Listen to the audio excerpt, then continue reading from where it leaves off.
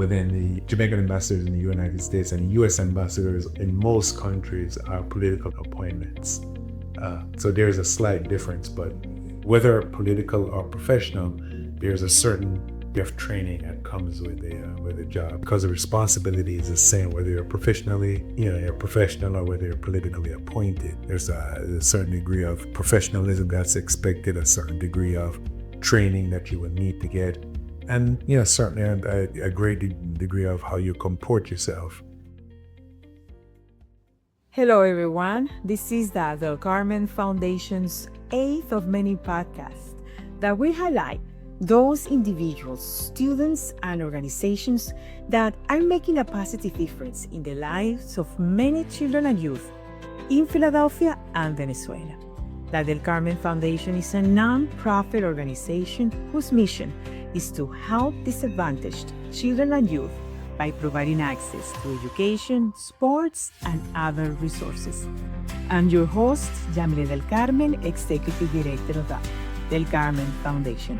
And let's welcome our next guest. In your way,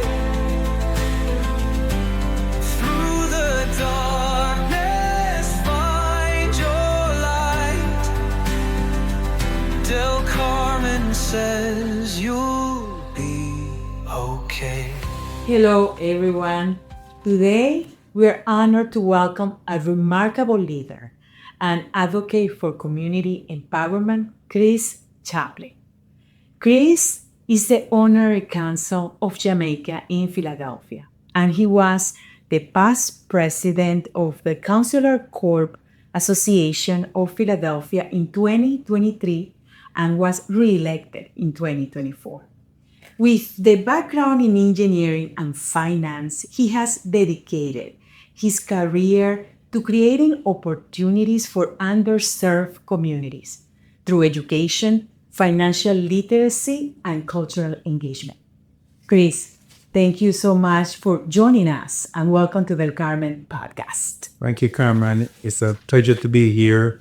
I'm looking forward to the interview, and it's always good to see you and your better half or your other half. Yeah, thank you. So could you please tell a little bit about yourself, your background, and how you got to where you are right now?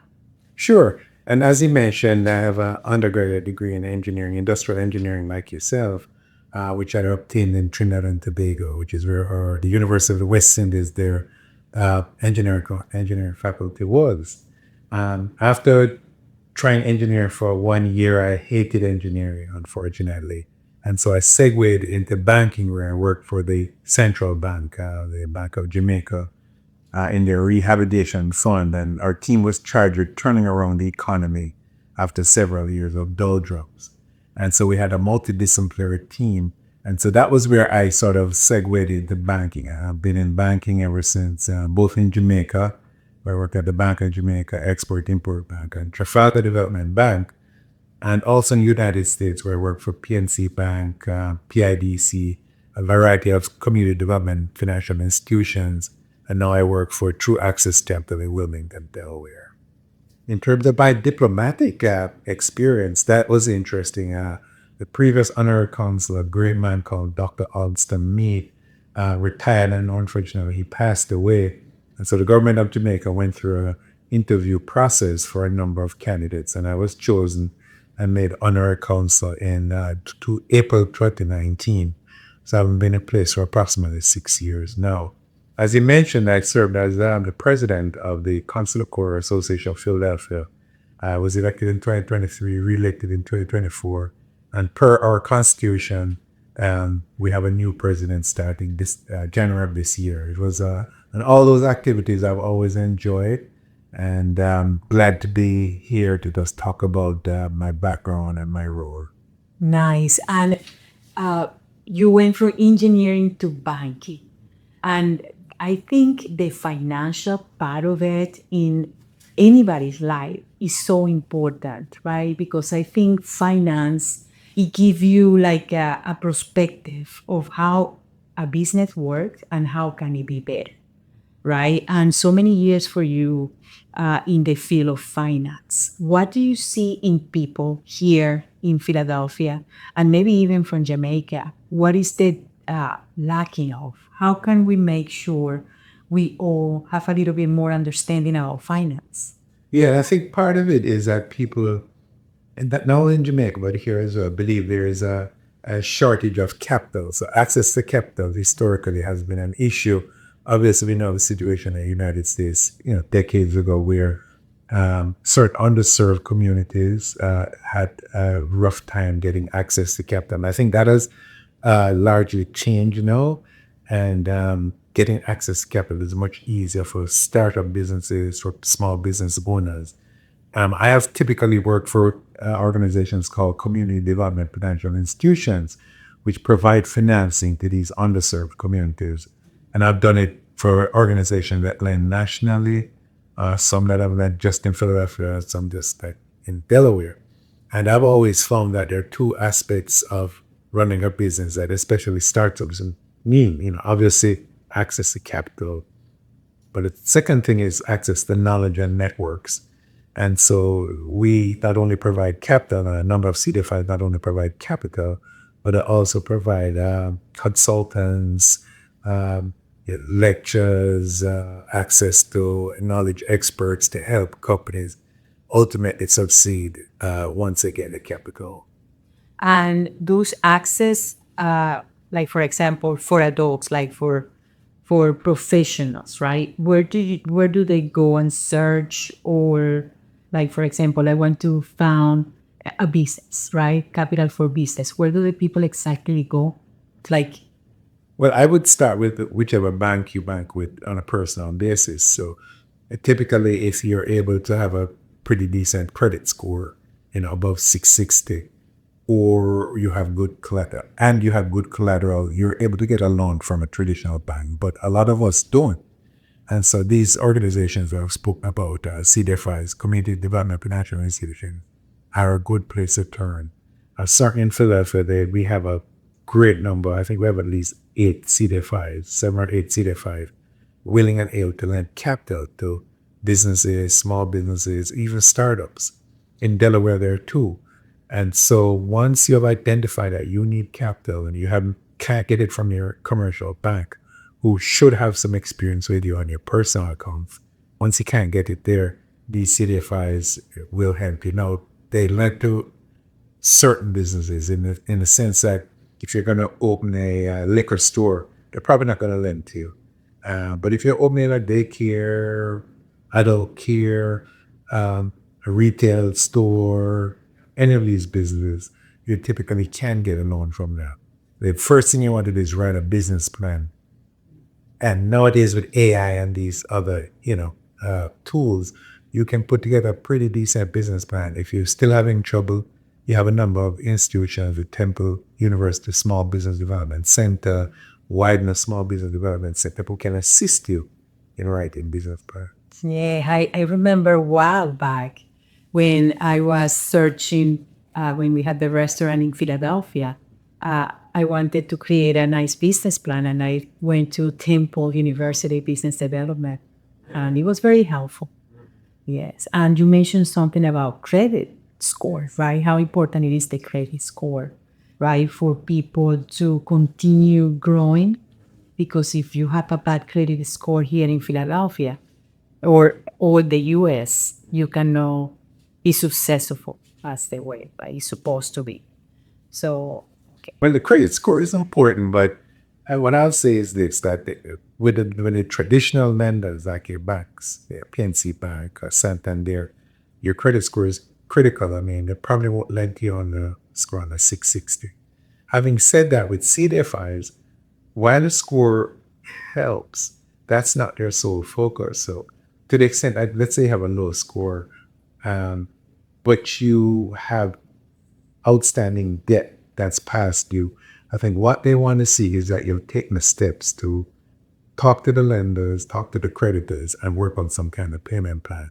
So even if your score is low, they'll still look at you, but you've got to have worked out those relationships, those past due debts, and have some kind of written, documented payment plan in place, and they'll still lend you, even with a low score, as long as you have a solid business plan, some experience, and an idea of exactly what it is you need the funding for. Okay, that's very important to know. And in Jamaica? But actually, in Jamaica, we do, because I worked for a couple of them going back, decades. And they're typically called, here in the US, as I mentioned, they're called CDFIs, Community Development Financial Institutions. In Jamaica, it's really a development bank. So the Development Bank of Jamaica provides credit typically through traditional banks, but it's subsidized credit to help small business owners gear up. And we have a number of lenders who would do that type of lending as well. So access to capital, certainly since I've left, I would say in the last 15 years, the access to capital in Jamaica has just expanded tremendously. And you can get capital for good ideas in Jamaica as well. I was referring to, like in Venezuela, we don't use credit score. And in Jamaica, do they use credit score? Oh, it started maybe about 10 years ago. Like when I was a banker there was, you couldn't get a personal credit score, but they did. Somebody came, I think the government issued the RSPs, getting a number of institutions the ability to bid the open up credit reporting agencies. And I believe 3 came in. I think 2 still remain, and they're building a base of data information on people's credit and issue credit score. So now moving to a diplomacy, the diplomats.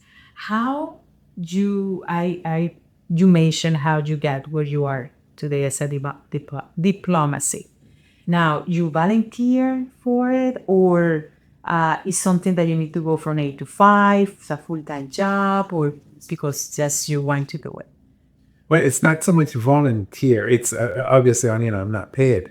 But the government went through a process to replace the previous Honorary Consul, and there was selection. Names were put forward for really people with a track record in terms of the Jamaican community. Certain names were put forward, and mine was one of them.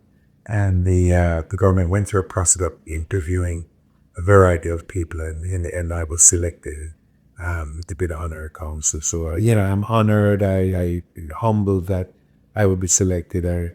It's been a wonderful, hard-working, journey in terms of representing Jamaica and Jamaicans here in the Philadelphia area. But I would change it for a thing. And in fact, I told a friend of mine that, I would have loved to have started this as a career versus engineering or banking. Because I think I'm fairly decently good at it, and I thoroughly enjoy it. Yeah, and it's beautiful to help. By the way, the Consular Corp of Philadelphia helped the Carmen Foundation with backpacks and school supplies. So you guys make a difference in Philadelphia and in the world.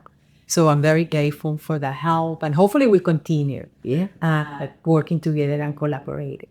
Because I think one of my questions is like how somebody can get a job as a diplomat, right? And it's a rigorous process, I bet, right? So many people want to have that job, because sometime I was thinking a long time ago, what can I do to get a job as a diplomat here? I said serious training, right? I think. Well, so I think generally that's true in terms of professional diplomats. Myself, Krista Bard, who is the current president of the Consular Corps, and several of us are not professional diplomats. So we didn't go through years of training and working, etc. But you're right in the sense that the professional diplomats do go through training. They do go through not only academic training, they do go through professional training, and they do work in their home countries first, gain experience in foreign affairs before being assigned overseas. Now, there's a difference between a professional diplomat and sort of a political appointee. So, certainly the ambassadors within the Jamaican ambassadors in the United States and the U.S. ambassadors in most countries are political appointments. So there's a slight difference, but whether political or professional, there's a certain degree of training that comes with the job. because the responsibility is the same, whether you're you're a professional or whether you're politically appointed. There's a certain degree of professionalism that's expected, a certain degree of training that you will need to get, and certainly a great degree of how you comport yourself as a diplomat. Yeah, I can imagine, right? There's certain situations that people need to behave, not putting emotions out there, just try to be neutral, right? And for that, I believe it's the training, because I cannot imagine myself. I'm like, oh my God. I'm learning the process, because I think it's important to learn that, to understand many different cultures, right? And people around the world. Yes, and I think it's just treating people as people. I was on a call today, and we were talking about this young lady was having an issue with getting citizenship for her daughter.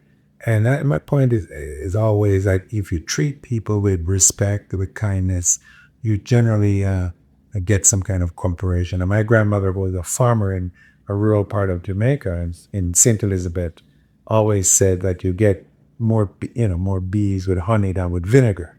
So, treat people well, be respectful, and you usually can get them to cooperate and to help you.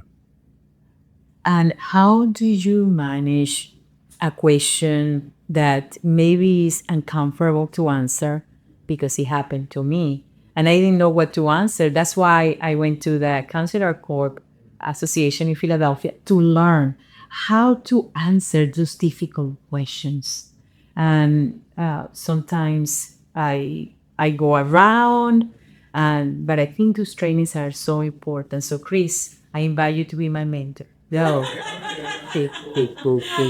Because I think it's so important for people like me, nonprofit, right, to understand and how to answer certain questions that I don't know how to answer. I just don't want to come across in a wrong way, just to learn how to answer difficult questions. Right.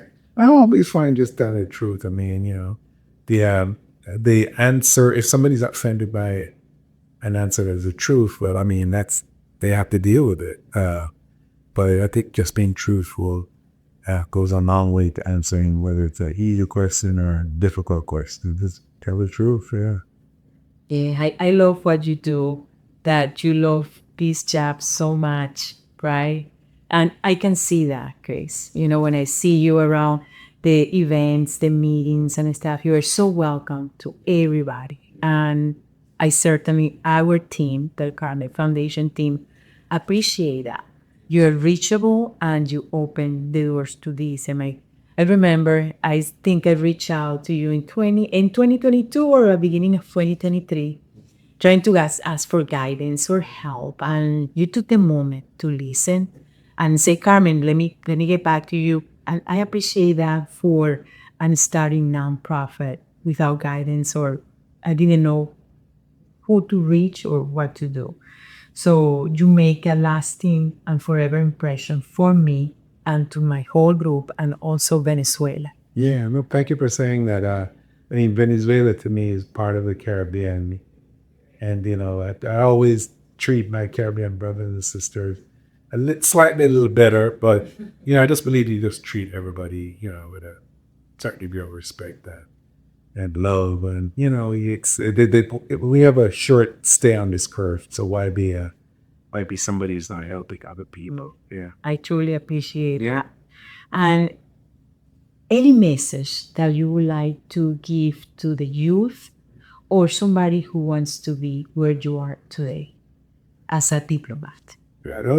I wouldn't say where they would, if they want to be where I am today, they can pass me. But each year I attend something called, at Drexel University, called the Mandela Washington Fellows. So they invite young leaders between 25 and 35 from various countries in Africa who come to Drexel University and actually other universities across the United States. This year Drexel had 17 students from about 20 countries. And, when I speak to them, I say the same thing. I say, make sure you network, you get everybody's phone number, LinkedIn, Facebook, whatever you use, but get folks' number so that later on you can build that relationship. You never know who you might call and might need somebody. And I met a young lady from Capo Verde, which is a islands off the coast of Africa, with apparently with wonderful beaches. Can't compare to Jamaica, but wonderful beaches. So it's good to just network and meet people. I actually enjoy meeting new people, and always encourage younger folks. Just don't worry about trying to get something from somebody. Just meet that person, talk to them, one-on-one, see what they're about, and you never know. 5 years time, you may be working with that person. So network. Network. Okay, that's going to be the title. Your podcast. Okay.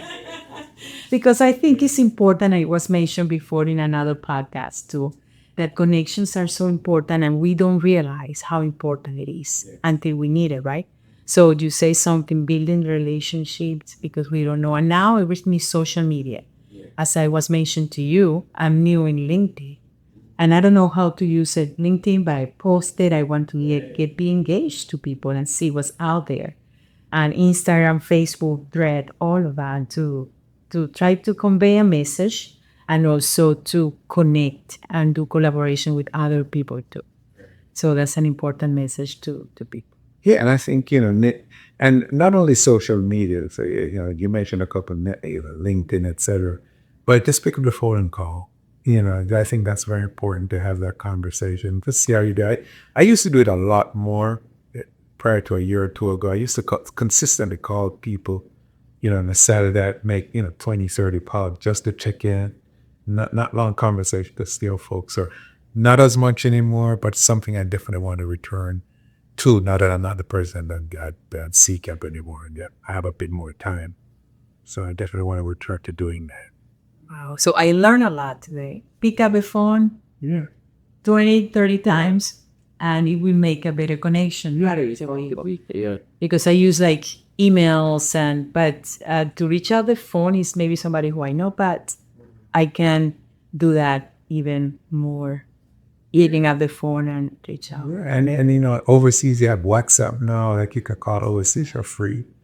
So sometimes I'll call friends in Jamaica or Trinidad and just talk and see how things are going with you. And the conversations are not long, 5 minutes. And they're just keeping in touch. Nice. Well, thank you very much, Chris, for being here to us at the Carmen Podcast. And I believe we are going to have many more podcasts coming in the future. Good. Well, thank you for the invitation. I really enjoyed it. Looking forward to you in interacting with the Consul of Corps more. I hope you come to our meetings.